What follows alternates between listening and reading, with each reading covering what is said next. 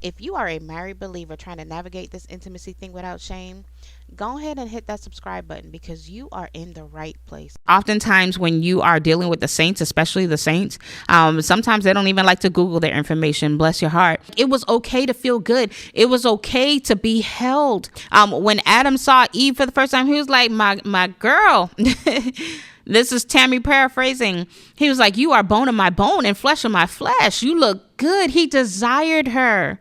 I had a level of awareness with some areas of my body. And I knew that if they touched me in this particular spot, that I was going to lose all my good senses. Okay. And it's because I had a relationship with my body. I understood what felt good. I understood what felt too good. And it allowed me the opportunity to create a boundary so that I would not cross that line. If you're married, why are you not affirming each other? Why are you not praying together? A lot of times, some of the issues and the closeness that, or the disconnection that you feel can be resolved in prayer. The goal is that you should always be practicing something to engage with your body. Welcome to the space where we tell our truth. Testimony, healing, breaking shame loose. Learning our bodies and walking by faith. Intimacy God's way, right here is the place. Sex Ed for Saints.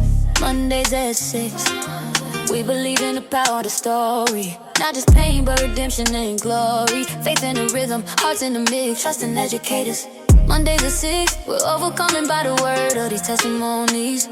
People getting free when we speak what's holy. Healing in our hearts, shame starts to split. Every story told, another chain gets stripped. Learning our bodies, learning His way. Intimacy and faith, walking day by day. This is where we heal, where the truth sticks. Sex Ed for Saints, Mondays at 6. Hey, what's the lesson we will learn today? What's the lesson we will learn today? What's the lesson we will learn today? On Sex Ed for Saints, it's time to party. Hey, what's up, beautiful people? It's your girl, Coach Tammy, in the building. And today, listen, we're going to be talking about some things. We're going to be doing a continuation of what we spoke about last week, where it comes to identity and sexuality. Because listen, when life has fragmented you, what God has joined together, those messages, they didn't come from everywhere. Listen, they came from everywhere. They came from culture, they came from community, they came from church, they came from relationships, they came from your experiences. And so, when we experience things, when we have gone through some trials and tribulations, sometimes those things go unaddressed, at least the parts of you that you don't want to talk about. And the reason why we don't talk about it is because when you only cater to one part of what God has created together, there will be parts of you that will still feel broken, and you don't want to talk about the broken parts. And so what happens is they begin to lay dormant. They just begin to just wait there.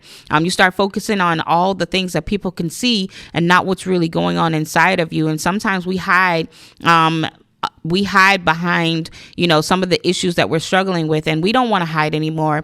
We want to bring those things to the surface. And so, I hope that these episodes are opportunities for you to be able to check in with yourself and ask yourself, am I sitting with myself and really understanding some things? Am I sitting with myself and really understanding wholeness and what that means for my intimate life? Yes. And so, we don't want to stay in that place. We don't want to stay in that state of brokenness. We just want you to be able to name what you're experiencing and, experience wholeness from getting the healing from all of that. And so we're going to keep talking about things that make you uncomfortable. And today I want to dive into a little bit of sensuality today, because sensuality is where I believe that healing starts to get real. Yes.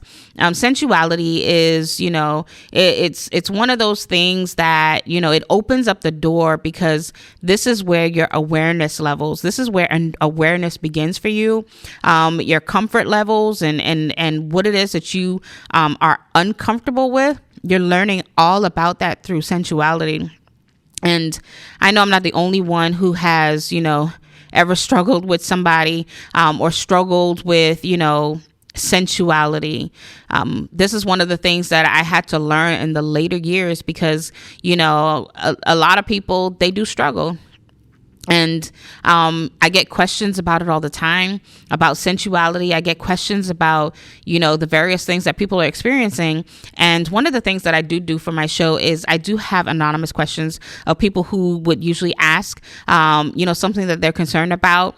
And oftentimes when you are dealing with the saints, especially the saints, sometimes they don't even like to Google their information, bless your heart.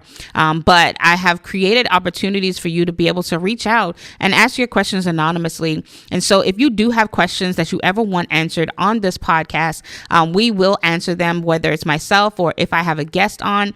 This month, it's just going to be me. You're going to get me this month, okay? But if I do have guests on the show, myself and my guests, we will answer your questions live. If it's just me, it's just going to be me. But you could go on to, the Marriage Lab LLC, which is my Instagram. In my bio, there is a link, and in that link, you can click on it to ask your questions anonymously, and we'll pick through questions that relate to the topic of whatever it is that we're talking about, and we'll try to answer them like that. And so that's a little bit about how that works. If you don't want to go on Instagram and you wanted to send me an email, you can always do that as well at yourmarriagelab@gmail.com as well. Okay. And so I do want to read a question that I did see pertaining to, sensuality, the topic that we're dealing with for today. And it says, I've always been taught that being sensual is the same thing as being seductive or inappropriate, even in marriage. The word itself makes me uncomfortable. How has that affected me? And how do I even begin to change that? Sorry, y'all. So listen, I love this question. I wish I did have more context so that I could understand exactly how it impacted you. We actually would have to sit down and have a conversation and just, walk through some things that I can give you from like a coaching perspective.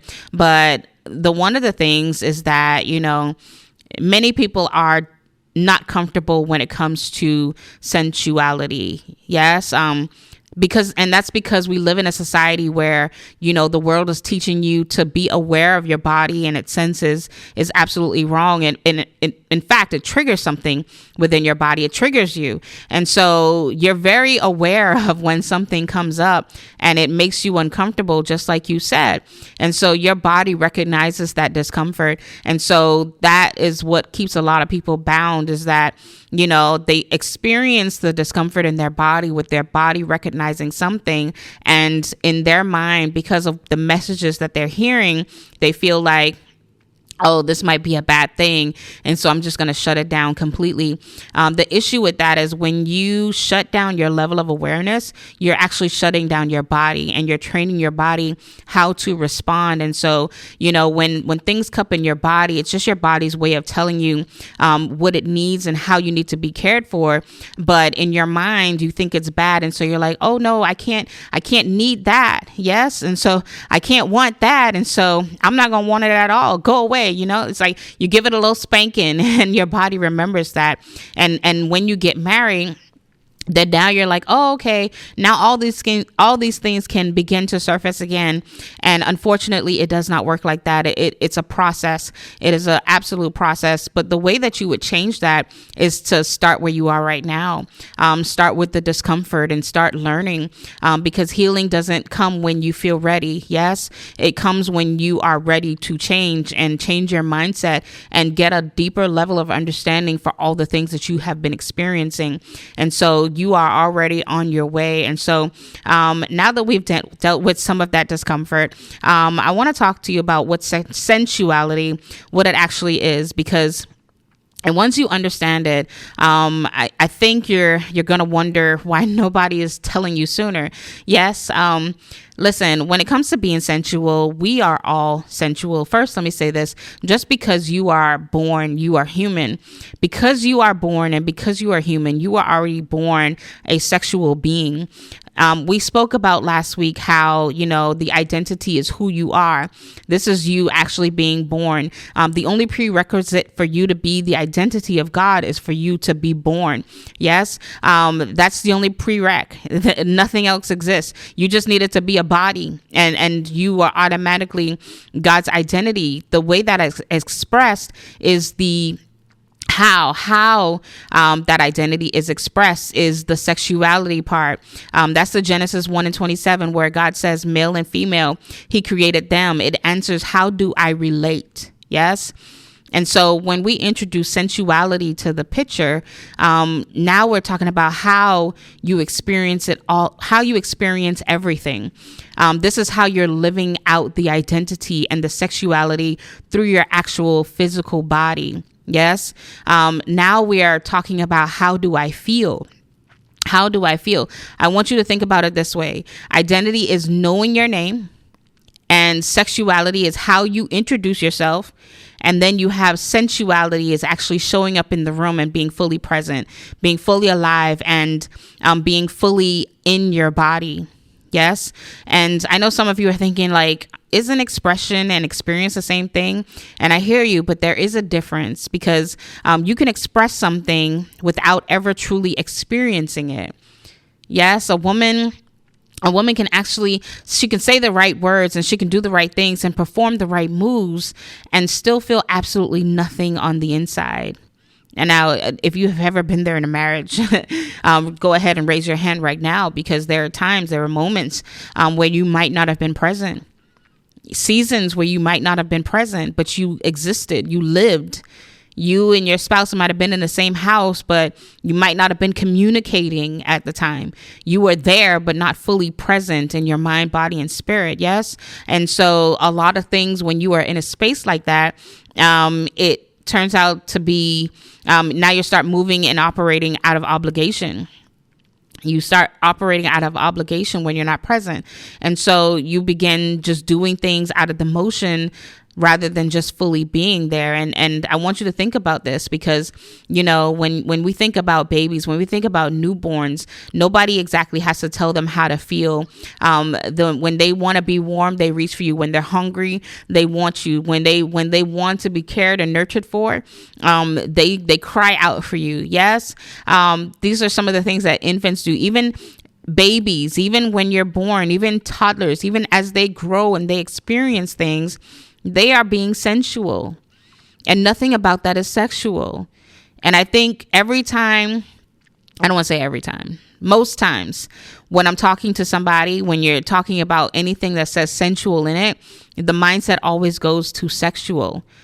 And when I say sexual, it always goes to sex.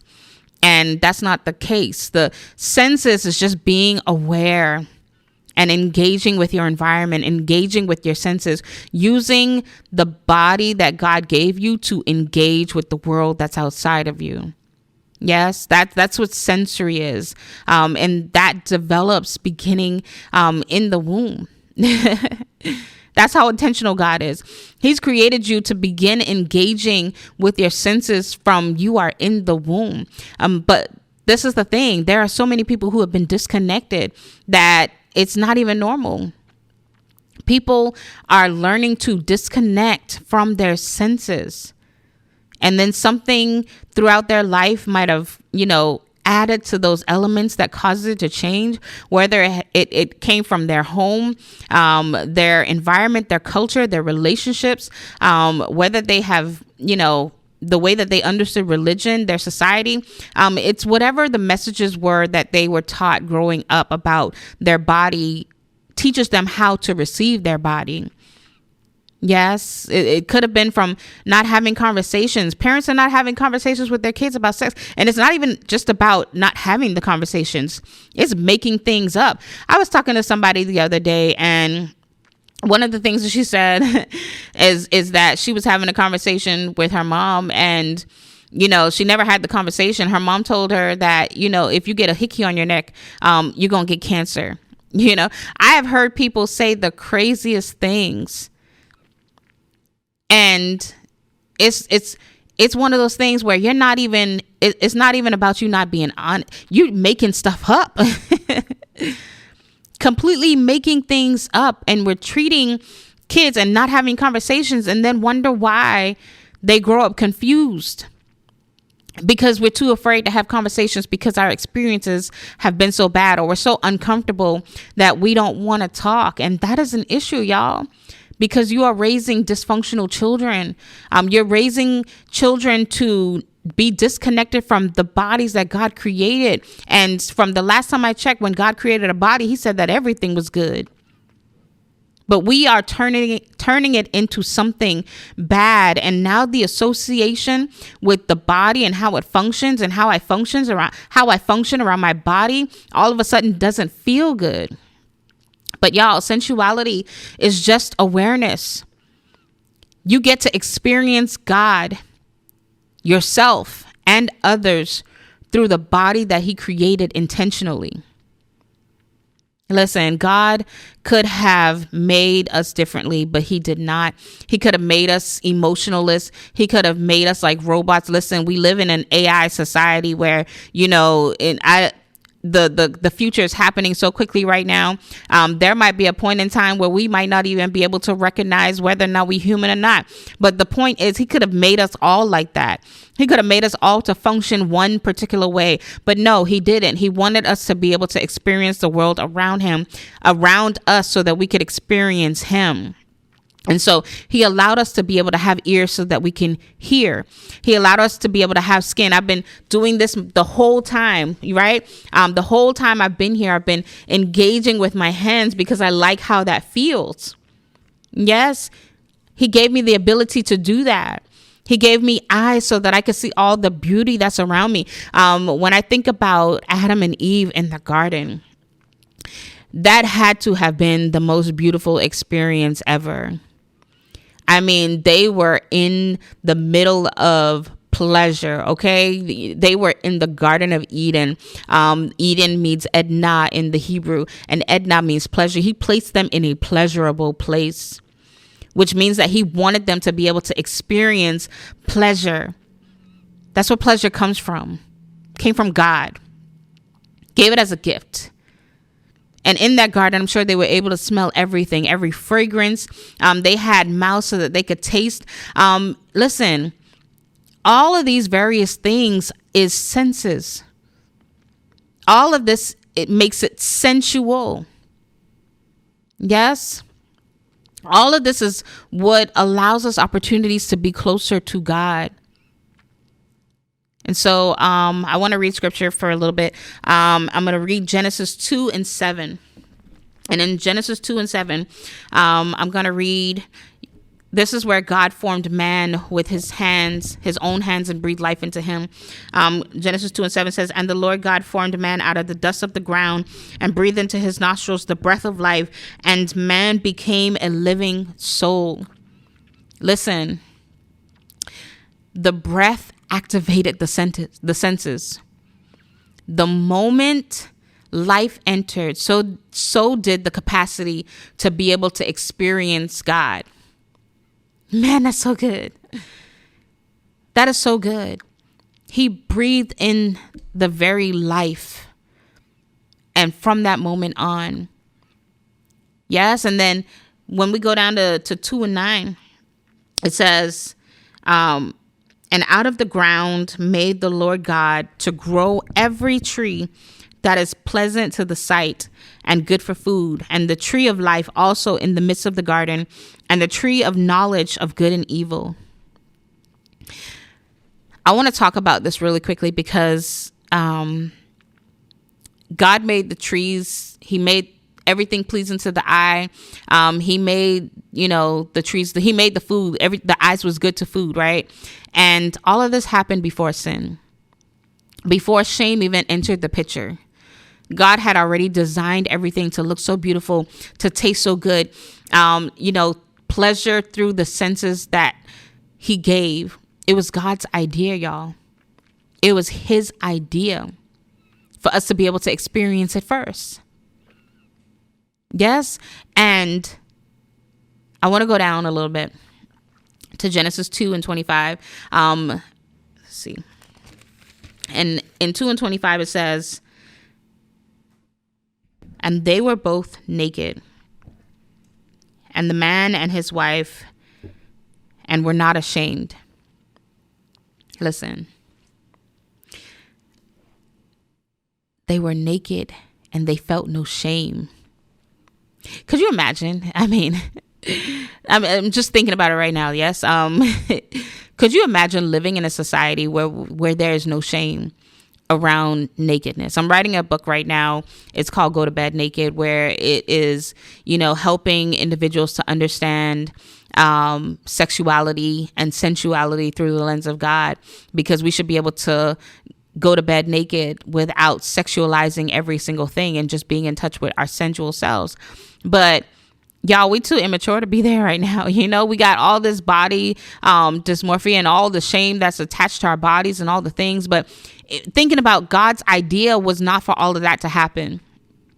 The idea that he had in mind for us was to have absolutely no shame around the way that we were experiencing the world at that time, because there was no sin. That was God's original design. There was no shame. There was no shutting down. There was no performance. It was just being fully present with God in the garden. What a beautiful experience that might have been. It was okay to feel good. It was okay to be held. It was okay to experience desire. When Adam saw Eve for the first time, he was like, my girl. This is Tammy paraphrasing. He was like, you are bone of my bone and flesh of my flesh. You look good. He desired her. Yes. And that was not a bad thing, because God called it what? Good. You're allowed to agree that the way that we were experiencing life was a good thing. God don't want shame. He don't want shame. And so how did it get there? It got there Genesis 3. This is where everything shifted. Yes, their eyes were opened and they knew they were naked and they covered themselves. But here is where I want you to catch this. Because when God came looking for them, first of all, they hid. They hid in the garden. And Adam said he was afraid because he was naked. But God didn't say that. God didn't say that he was ashamed. Who told them that? Who told them that there was shame? God didn't even confirm it. He didn't even confirm it. He gave them comfort because they were so shameful. He did that because they went and they got the fig leaves and they did all of that because they were embarrassed. But God ain't never said, he still at that point did not call their nakedness shame. They didn't get that from God. They didn't get it from him. Who told you were naked? Who told you? Who told you that you were to experience shame? Isn't that the way that we live today? Because we still are struggling to get back to that place where God is saying, I want you to understand that you are fully okay in your nakedness. Like, this is something that I desire for you, to be able to understand the original design. God did not introduce shame, even though they experienced it. God, instead, he covered them. He gave them mercy. And here we are. Here we are today. God never said that your body was wrong. He never said nakedness was shameful. God asked who told you that. He asked you who told you that. So when we're around here walking around in shame for some things that we've done in our past, or some things that we have in our mindset about sexuality and all the things, who told you that? Who was the source telling you that everything that God is telling you is wrong? Because God did not create intimacy. He did not create you as a sexual being to be ashamed of the body that he gave you. He wanted you to embody him, to be able to experience the life around him. Yes. And so I know some of you are wondering, like, okay, Tammy, when does sensual become sexual? When does it become sexual? Because it didn't come from nowhere. It didn't come from anywhere. It came from somewhere. The reason why we are experiencing the things that we're experiencing is because we're thinking about, well, why do I feel so strongly about this thing in my body if it's not even a sexual thing? And it's because desire came in. Yes. What turns sensuality into something sexual is when desire enters the picture. But desire is not a bad thing. Desire is good because God allows us the ability to have desire, because that's what keeps us longing after our spouses. It's the ability to have the thing that keeps you longing for you to even build the desire to be chased by other people or to engage with other people. It's to say, man, if you're single and you have that urge, I'm like, man, I desire to be married one day. You're going to have desires. That's what it comes with. Because your body is designed to long. Your body is designed to attract. That's what the body is designed to do. And I think that we get confused because the moment we begin feeling a little bit of something, we're like, oh God, it's not okay. No, it's absolutely okay. This is you being aware of your senses. And it is so important to understand your body and how it functions, because when you do that, you are teaching and training your body how to respond. Listen, there was a time in my life where I was dating, as in celibacy. I was dating, and I just knew I was not going to mess up my celibacy journey during that time. Yes. And so I had a level of awareness with some areas of my body. I knew that if I was dating some people, and I knew that if they touched me in this particular spot, that I was going to lose all my good senses. Okay. And so I knew that nobody was allowed to touch me there. It's because I had a relationship with my body. I understood what felt good. I understood what felt too good. And it allowed me the opportunity to create a boundary so that I would not cross that line. Yes. So if I did not have that level of awareness, guess what would have happened? I probably would have let somebody touch me there, and I would have slipped and fell very easily, because that's still my spot. Well, at least one of them anyway. You know what I'm saying? And so I had to understand that. And I think when you build a sensual relationship with yourself, and I'm not talking about in a way that violates God. I'm talking about in a way where you are learning things that you should absolutely already know. You are developing the language and the knowledge to be able to communicate that to your spouse. If you do plan on getting married, and if you are married, you're able to connect and communicate with your spouse all the things that you need them to know. And this is why sensuality is important, y'all. I want to wrap this up because we have various levels of senses. And on this one, I'm going to talk about sound. I'm going to try to brush through this because I don't want to be here all day. But listen, your voice has so much power that you probably never even thought about. Every time that you speak, every time you sing, every time you worship, every time you do all the things, you are getting closer to God. And that is where your confidence is built. You know, I want to tell a story real quick because when I was younger, you know, as I spoke about earlier, and I don't know if it was this episode or a future one or a previous one, but I was in a relationship with a boy. Yeah. And I was very young. So this is a very young relationship. I was probably about 13 or 14 years old. And it was during Christmas time. And I remember confronting him because I was like, you didn't buy me anything for Christmas. And this boy absolutely broke up with me. Okay. He broke up with me. And not only did he break up with me, he was like, I'm breaking up with you for this girl over here. Okay. And we were in the back of a truck. We were deep in a truck. Okay. And we were riding around because they were dropping us home. It was probably about 8 of us in the back of the truck. And when he broke up with me, I didn't feel any particular way about it. I was fine. I thought I was good. I was like, we gonna ride this ride. I was talking to the people around me because at that point, me and him, we were not communicating anymore. But something happened, right? We were in the back of the truck and they played a song.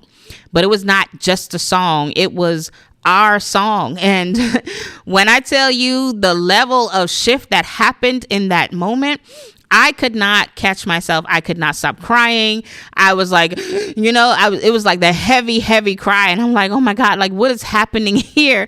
Why am I crying like this? Like, why am I feeling out of control right now? Like in front of all these people. And all of a sudden I noticed everybody trying to console me. Like, what's going on? And as the song played, I just could not contain myself. And I realized that the song triggered me because I remembered that he had dedicated the song to me. And now the song was on, and, the irony of it coming on in a moment where he broke up with me, like, my goodness, like if time was the enemy, it would have been that right there. But after I got dropped home that day, what I realized is that, I was, whenever I wanted to feel a particular thing, I would play that song. And I would play that song whenever I wanted to feel sad. And I would look in the mirror and I would cry. And I would look in the mirror so I could see myself crying, which is the craziest thing. I don't know why people do that. But I did that until I no longer felt what I felt for him. And I probably was like 13 or 14 years old, doing this, not having the language, but not understanding that I'm using my senses to become aware. The sense of sound woke something up in me because sound creates memory, and the memory triggered something between us. And because I was triggered by the memory, it created the moment that I had then. And I use senses to be able to get rid of it. I use more sound. Sound is not just something that you're listening to. It's something that happens to you. It's something that's going on within your body. There are things happening and shifting when you are experiencing sound. And so when we're talking about senses and we're talking about sound and, we're talking about, I'm going to wrap it up because time is going. When we're talking about touch and all the things, listen, this is your body's way of engaging and experiencing things around you, right? If the only voice your body has ever heard is the one that has shamed it, then your body is going to learn to be quiet. And a body that has learned to be quiet cannot worship freely, cannot experience sound freely. You can't love freely. You can't give freely. You can't do all the things. And so it's incredibly important to understand how you can engage with your body. And so I want to just give you some practical ways that you can engage with your senses as it relates to sound, even touch, because one of the things that I used to do was listening to worship. Worship is so good. It's so important. Understanding worship does some things. Worship releases hormones. Worship releases those things that bond you back to God. Worship creates a sense of peace, a sense of safety within you. It allows you to feel calm. It allows you to feel safe. Worship does so many things. It just bonds you to God. So many things can get done in worship. And I say this because I am a worshiper. I worship all day. I can turn to worship at any moment, at any given time. I absolutely love worshiping. That's one of the things that I do. And so worship is one. Speaking scripture out loudly, affirmations. I think we underestimate the power of a good affirmation. Yes. If you're married, why are you not affirming each other? Why are you not praying together? A lot of times, some of the issues and the closeness or the disconnection that you feel can be resolved in prayer, because prayer is a level of communication. It's a level of closeness. It brings you together. And when you and your spouse are praying together, there are some things happening. There are some things shifting the atmosphere. And sometimes we're not doing enough praying with our spouses. Okay. When you are sitting in silence, sometimes I'm a quiet driver. Sometimes when I'm sitting in my car, sometimes I'll just sit and I'll bask in the moments of silence. And I think that that's also important too.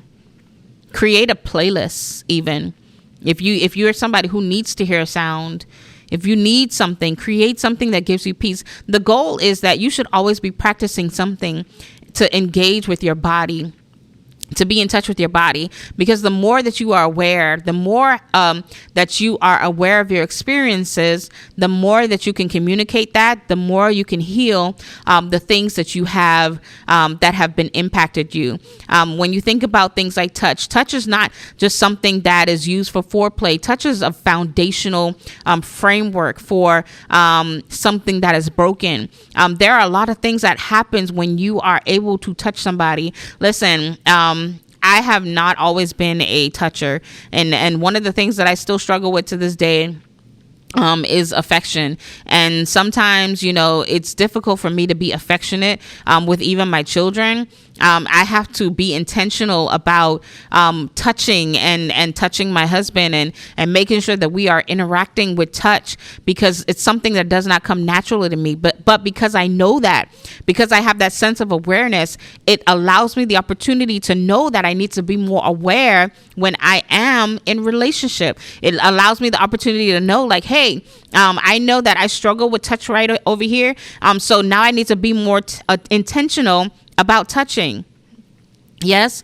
And so I do things, right? Like when we're driving in the car and my husband is driving, I will intentionally touch his thigh or something while he's driving. I'll give him a shoulder rub. I'll be intentional about touching, because I know that that's one of the areas where I struggle the most. Even when it comes to my children, I have to be more intentional about hugging them, creating spaces where I can create closeness. And all of these things is formed by understanding your body and understanding dynamics. And so that's what I wanted to talk to you about today. Listen, be more intentional about engaging with your body senses, engaging with all the things, because this is where you're going to learn and grow. And so this week, as we wrap up, I want you to just be real practical and find something that you can do this week to be more sensual when it comes to sound. Are you going to pick a worship song, or speak scripture, speak life, affirm yourself? Proverbs 10:11 is a good one. It says that my mouth is a fountain of life. My voice has power. I speak life into myself and everyone around me. Listen, affirm that to yourself all day. My voice has power. Yes. Check your sound diet. What is it that you're putting in? What conversations are you having? What are you scrolling past as you listen? What are you doing to be intentional about building yourself up?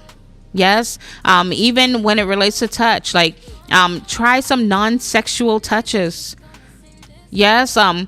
Hug somebody a little bit more. Listen, dopamine's released. You hug somebody for about 20 seconds, it's going to release a whole bunch of dopamines.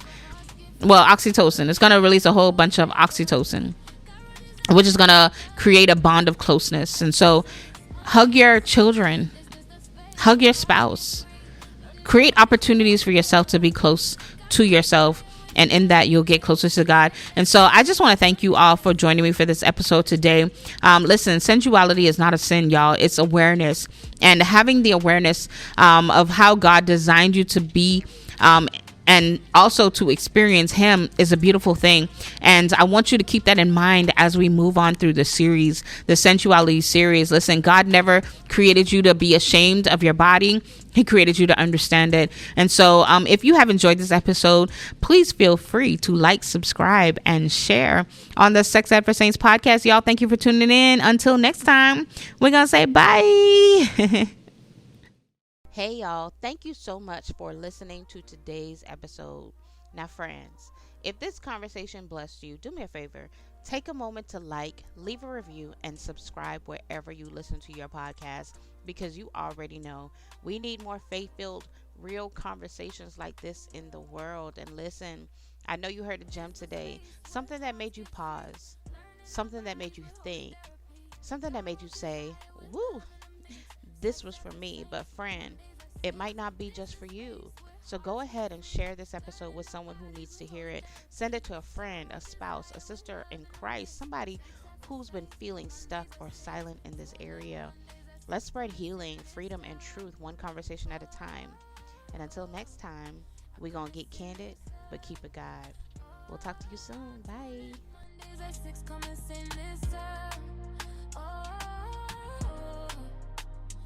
sing this up. where hearts get free. Learning our bodies with holy therapy. God wrote desire with love in the mix. Sex ed for saints, Mondays at 6. This the space where hearts get free. Learning our bodies with holy therapy. God wrote desire with love in the mix. Sex ed for saints, Mondays at 6. Doing it Mondays at 6. Come and sing this love. Oh, I come and sing this love. Oh, tune in Mondays at 6. Come and sing this love. Oh, let's sing this love. This is the space where hearts get free. Learning our bodies with holy therapy. God wrote desire with love in the mix. Sex ed for saints, Mondays at 6. This is the space where hearts get free. Learning our